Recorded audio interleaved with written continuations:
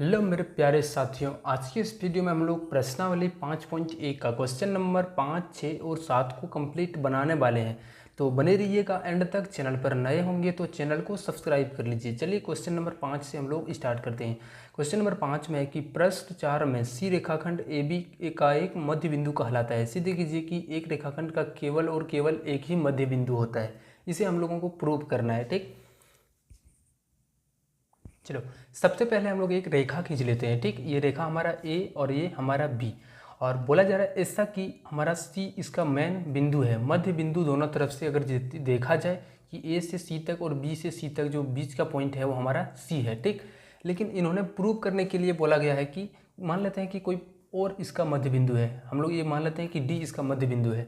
ऐसे तो है नहीं, हम लोग सिर्फ मानते हैं। ठीक, तो चलिए इसको हम लोगों को प्रूव करके दिखाना है कि इसका जो मध्य बिंदु है हमारा ए सी है, और हमारा क्या है, इसका जो ए और बी का मध्य बिंदु है और सी है। ठीक, डी हो ही नहीं सकता है। तो चलिए इसी को हम लोगों को प्रूव करके दिखाना है। चलिए हम लोग यहाँ पे थोड़ा सा लिखेंगे, इसको सिद्ध करना है। ये सब हिंट हम लोग लिखेंगे। सिद्ध करना है, सिद्ध करना है। हमें क्या प्रूव करना है, तो देखिए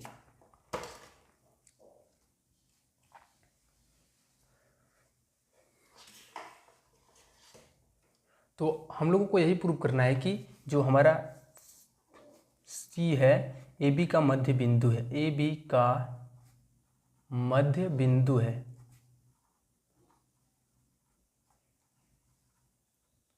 ठीक, थोड़ा सा यहाँ पे हम लोग समझ लेंगे। देखिए मध्य बिंदु का मतलब क्या होता है, दोनों का बीच पॉइंट, ए से लेकर जो हमारा दूरी होगा सी तक, बी से लेकर सी तक वही दूरी होगा। ठीक, यानी ये दोनों हमारा सेम होगा। इसका यही होता है रीजन, यही मतलब इसका मेन कहना यही होता है।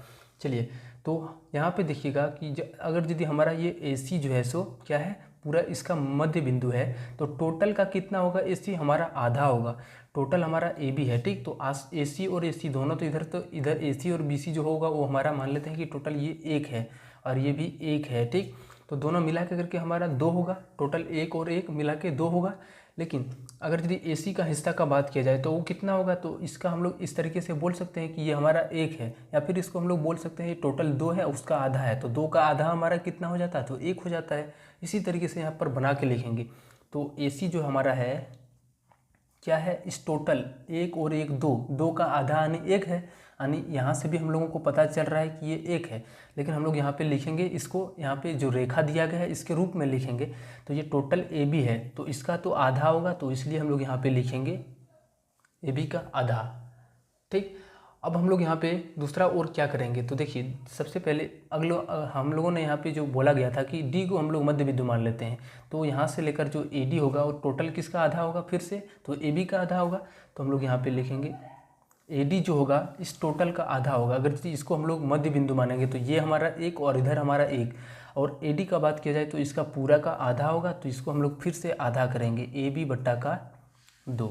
ठीक, चलिए अब दोनों को हम लोग यहाँ पे क्या करते हैं, इसको जोड़ देते हैं या फिर घटा देते हैं। ठीक, इसको और इसको घटा देते हैं, तो जब इसको घटाएंगे तो ये सी और माइनस का ए डी बनेगा, और इसको घटाएंगे तो ए बी बट्टा का 2 और प्लस यहाँ पे माइनस हो जाएगा और ए बी बट्टा का 2 बनेगा। ठीक, अब देखिए ये हमारा ए बी प्लस में और माइनस में, तो हमारा कट जाएगा, तो ए सी और माइनस ए डी ये हमारा किसके बराबर, 0 के बराबर हो जाएगा। ठीक, अब चलिए इसके आगे हम लोग यहाँ पे इस ए डी को उधर ले जाएंगे, तो ए सी के बराबर ए डी, यानी ए सी और ए डी है वो हमारा क्या है, बराबर है। लेकिन यहाँ पे हम लोगों ने देखा है कि अलग अलग पॉइंट लिया है, तो ये क्या हमारा अवधारणा हम लोग जो मानना है वो गलत है।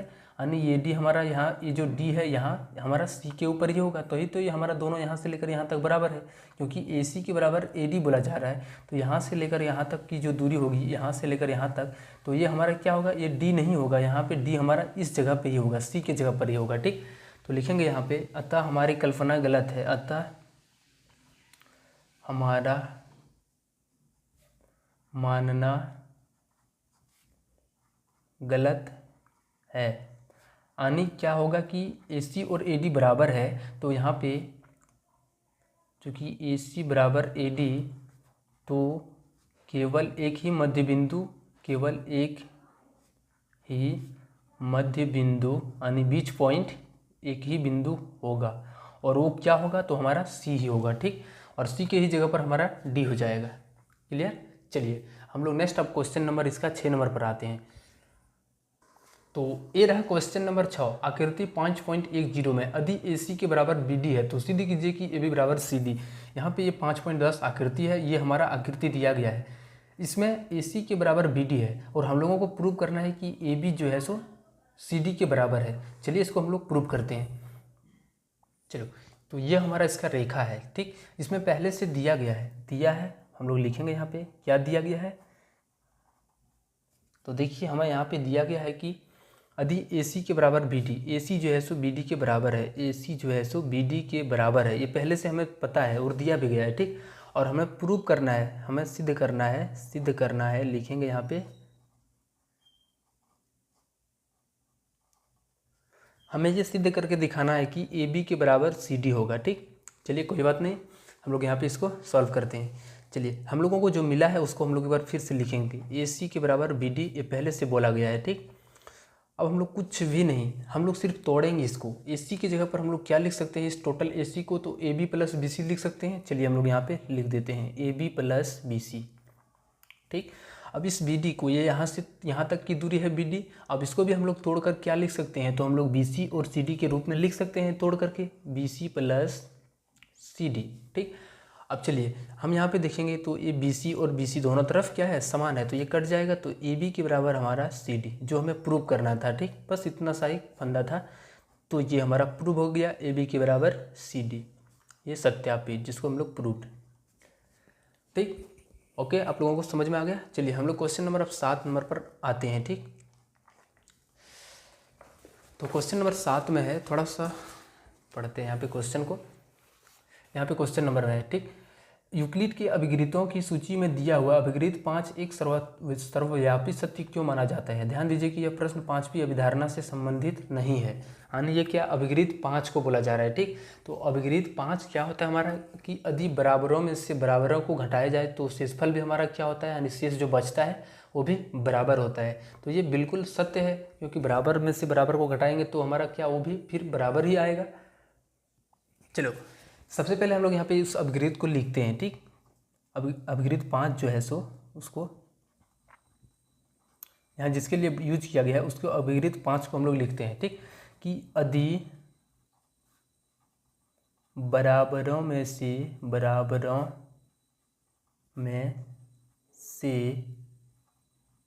बराबर को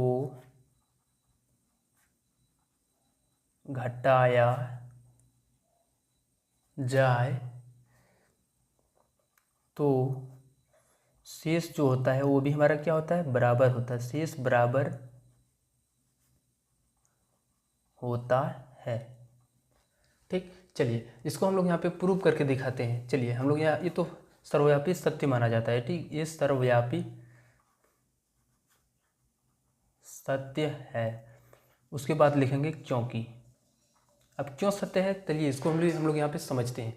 जैसे यहाँ पे बोला गया है कि बराबरों में से बराबर को घटाया जाता है तो शेष बराबर होता है। चलिए कोई भी संख्या हम लोग यहाँ पे लेते हैं, बराबर हर जगह उतना ही रखेंगे, ठीक। जैसे हम लोगों ने यहाँ पे एक संख्या 5 रखा, अब यही बराबर है तो इसी के बराबर हम लोग संख्या 5 रख के इसको घटा देते हैं, तो हमारा जो शेषफल बनेगा 5 में से 5 वो क्या बनेगा, 0 बनेगा। तो देखिए आप दोनों तरफ प्रूव कीजिए, तो ये 5 में से 5 जाएगा तो ये भी 0 और इधर भी 0, तो लास्ट जो हमारा फाइनल रिजल्ट आया वो हमारा क्या, दोनों तरफ बराबर आ गया। तो यही हमारा प्रूव करने के लिए बोला गया था, ये सिंपल सा बात, ठीक। कि यदि बराबरों में से, ये तो हमारा 5 है और इसी के बराबर हम लोग 5 को यहाँ पे घटाया है, तो घटाने पर क्या होता है कि शेष जो होता है वो हमारा बराबर होता है, यानी इसके और इसके बराबर होता है। तो 5 में से 5 जाएगा, ये 0 और इधर भी 0, तो दोनों तरफ हमारा ये बराबर आ गया। चलिए ये हमारा पूरा क्वेश्चन यहाँ पे कंप्लीट हो गया। एक्सरसाइज 5.1 आपका पूरा यहाँ पे कंप्लीट हो गया, ठीक। चलिए मिलते हैं हम लोग नेक्स्ट वीडियो में। तब तक चैनल को सब्सक्राइब नहीं किए हो तो चैनल को सब्सक्राइब कर लेना और दोस्तों को भी शेयर करना, ठीक।